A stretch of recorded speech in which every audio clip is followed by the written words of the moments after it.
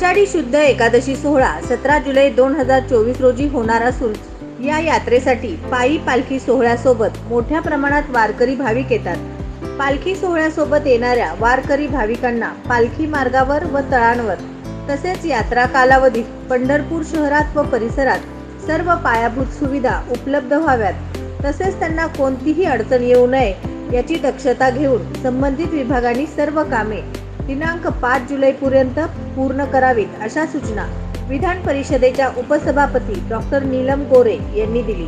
आषाढी पार्श्वभूमीवर श्री रुक्मिणी मंदिर देवस्थान व जिल्हा प्रशासनासोबत ऑनलाईन बैठकीचे आयोजन करण्यात आले होते। प्रत्येक शासकीय विभागांनी परस्परात समन्वय ठेवून आषाढी वारी निमित्त त्यांच्या विभागामार्फत करण्यात येणारी सर्व कामे विहित कालावधीत पूर्ण करावीत।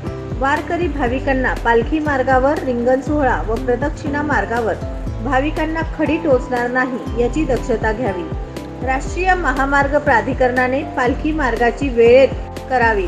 वारकऱ्यांच्या सुखमय प्रवासासाठी एसटी बसेस तपासणी करून सुस्थितीत असण्याची खात्री करावी।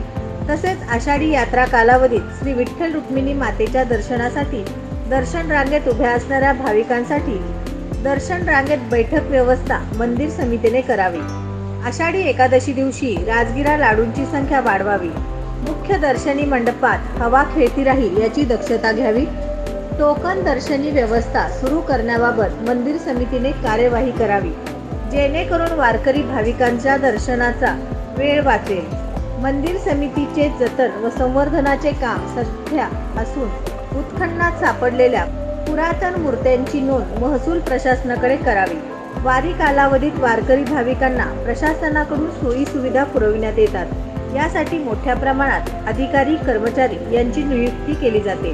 त्या अधिकारी कर्मचाऱ्यांनी स्वतःच्या आरोग्याची काळजी घ्यावी असे आवाहनही विधान परिषदेच्या उपसभापती डॉक्टर नीलम गोरे यांनी केली। यावेळी जिल्हाधिकारी कुमार आशीर्वाद माहिती देताना म्हणाले, आषाढी यात्रा सोहळ्यात वारकऱ्यांना केंद्रबिंदू मानून आषाढी वारीचे पूर्व नियोजन करण्यात आले आहे।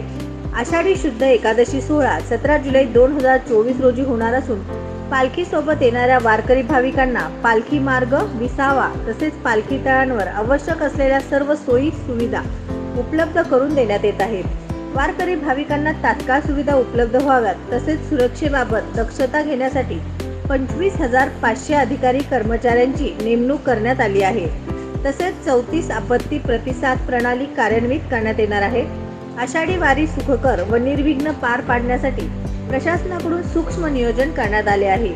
जिल्हा परिषद प्रशासनाकडून पालखी मार्गावर वारकऱ्यांच्या सुविधेसाठी वॉटरप्रूफ मंडप, महिला कक्ष, चेंजिंग रूम, वैद्यकीय व्यवस्था आदींबाबत माहिती दिली। तर वारकरी भाविकांच्या सुरक्षेसाठी पोलीस प्रशासनाकडून आवश्यक नियोजन केल्याचे जिल्हा पोलीस अधीक्षक शिरीष सरदेशपांडे यांनी सांगितले।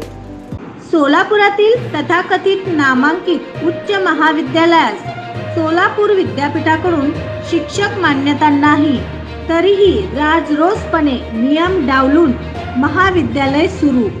पहा सविस्तर वृत्तांत लवकरच आपल्या न्यूज एक्सप्रेस सोलापूर या वृत्तवाहिनीवर।